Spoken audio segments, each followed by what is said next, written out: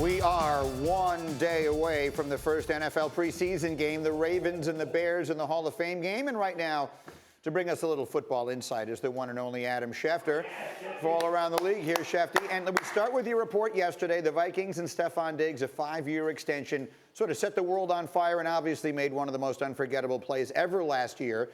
But the wide receiver market is an interesting one to watch right now. What does his deal do to that?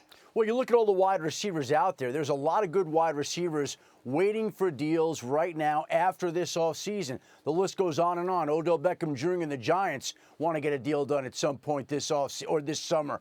Jamison Crowder in Washington. A ton of wide receivers watching that deal. And I think one of the unintended consequences of the whole deal is the fact that the Minnesota Vikings have done such a great job at locking up the core of their team. They have 11 of their core starters under contract through at least the 2020 season. But one of those guys who they've also locked up, they were so good, so far ahead of themselves, Adam Thielen is scheduled to make $3.85 million in each of the next 2 years. Thielen has been tremendous.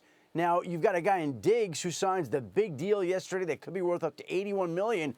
And you've got another Pro Bowl wide receiver in Adam Thielen who is making $3.85 million. You wonder whether that becomes an issue at some point in time. And we've heard teams talk about chemistry in the locker room. Well, Greeny, there's such thing as financial chemistry, too.